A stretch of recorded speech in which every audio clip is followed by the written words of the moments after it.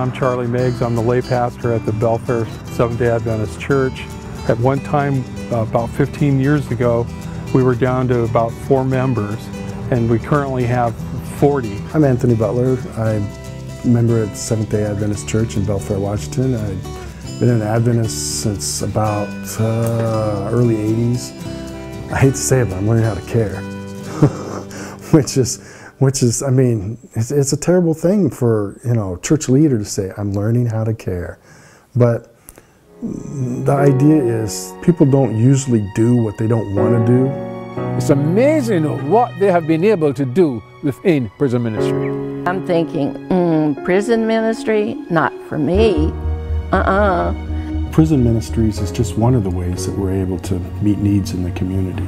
They go 6 times a month, every month, to 2 facilities to visit the inmates. And going up to the prison, I was hooked. God knows what He wants for you to do. They are on fire when it comes to prison ministry. And again, they enjoy going there, they're committed, they're dedicated.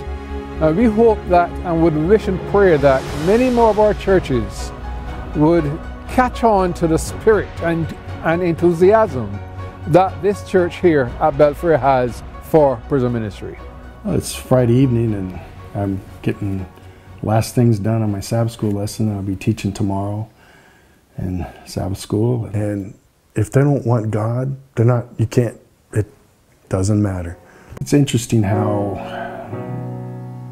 far I've come. I spent 24 years in the Navy, and my wife came home one time and she goes, we go to the church on the wrong day. And I was, well, dear, we don't go to church. So it was she explained to me, and we had a discussion about Saturday versus Sunday. And I said, you get people in here to show me in Scripture that Saturday is the right day to go to church, I'll go. And 3 days later, people knocked on the door.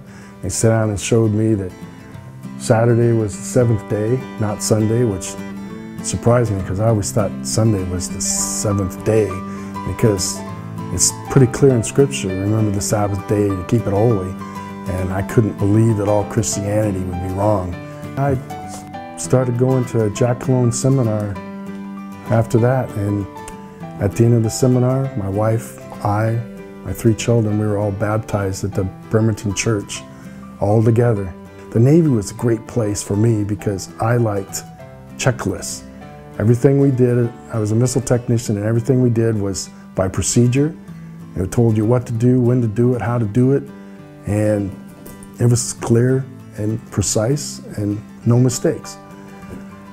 Well, when I became an Adventist, it was kind of the same way, because I had the law, I had the 10 Commandments, I had a checklist of what was required of me and what was expected of me, and I was very comfortable with that. It didn't seem like there was any problems.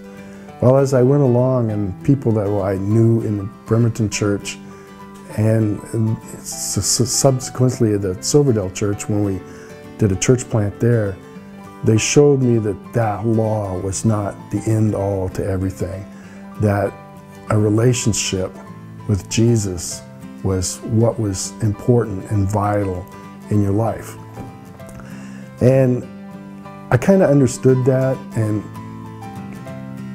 tried to work in that direction, but it wasn't until real recently that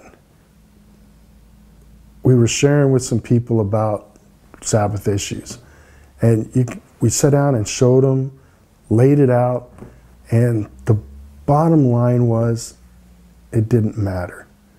And you can't argue with it doesn't matter. And it was an epiphany for me that what is missing is a relationship. I realized then that we need to teach people about a relationship with Jesus instead of trying to convert them. Amen. Because they'll always say it doesn't matter. I hate to say it, but I'm learning how to care. That is important, because without it, we're just giving false testimony. So This church has helped me in my growth with my Christian walk. God has given us a brand new church to worship in. Several years ago, I had the pleasure of putting a home in for Charlie and Dina Meggs. He's the pastor here at the Seventh-day Adventist Church in Belfair. Then they came back a few years later and asked me if I could put a manufactured home in so that they could have a building for their church. And at that time I told them, well, no way, we really need to build you a stick-built church. And so that's what we did. We designed and built this church here. I served on the building committee. Thanks to the revolving fund from the Western Washington Conference, we were able to build this church. It's almost paid for. It's just been miracle after miracle. And it's absolutely a dream and an answer to prayer come true.